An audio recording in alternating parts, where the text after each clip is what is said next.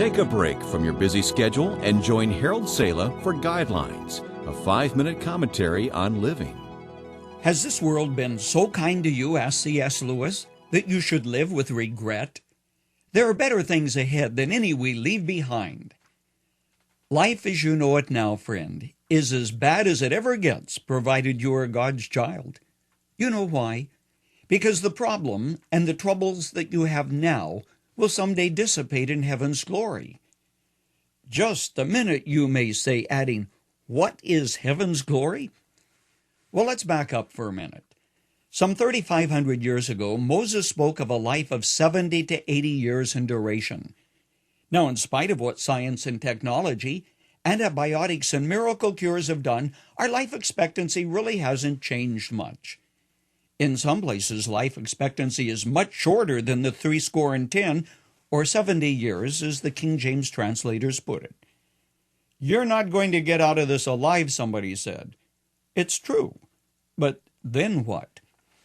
The Bible uses a term that most people know little about, heaven. Jesus spoke of it as a tapos. That's a Greek word referring to a literal place, not a figurative or make-believe one. As far back as written history goes, and undoubtedly preceded by oral history, people believed in a life after death, a place of beauty and peace for the righteous and a place of darkness for the evil or wicked. Believe it or not, the Bible speaks of heaven more than 400 times. Strange, isn't it, that we know so little about it and think of it so seldom? No wonder C.S. Lewis observed that it is when Christians cease to think much of heaven, they become so ineffective here. Jesus said candidly he had come from heaven and he was returning there when his work on earth was done. So what's heaven like? To what can you compare it on earth? Ever hear anybody say, boy, that place is like heaven on earth? I'm not sure, but neither am I left in the dark when it comes to the question. When I go someplace that I've never been, as I often do, I always want to know, what's it like there? What's the weather? The customs of the people, the geography? I also want to know what to expect. A warm reception? A formal one? A big hug and an embrace? Or a polite handshake? Or what? So how do I find out? I can go to the bookstore, find a comfortable corner, and read some travel books. Or I can go online, with the internet, and find out a lot of information rather quickly. Or I can talk to somebody who has been there, who can tell me exactly what to expect. He's an eyewitness. He knows firsthand. Now, only one person comes with that qualification in relationship to heaven. His name, Jesus Christ. For 33 years, he walked among us here on planet Earth. He spoke of heaven as a matter-of-fact sort of way.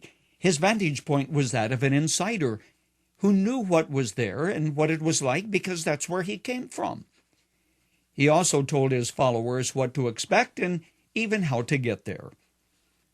One of the most comprehensive treatments of heaven came when Thomas, remember he's called Doubting Thomas, said in effect, look, we don't know where you're going, and neither do we know how to get there. Jesus said, I am the way, the truth, and the life. Paul said, I consider that our present sufferings are not worthy compared with the glory that will be revealed in us.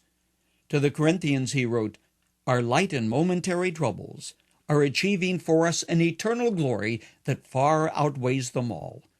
So we fix our eyes not on what is seen, but on what is unseen. That's the way it is.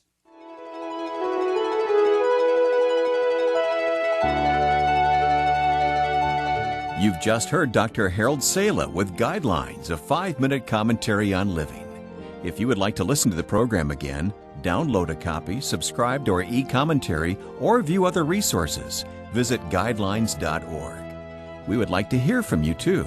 You can email us at info@guidelines.org.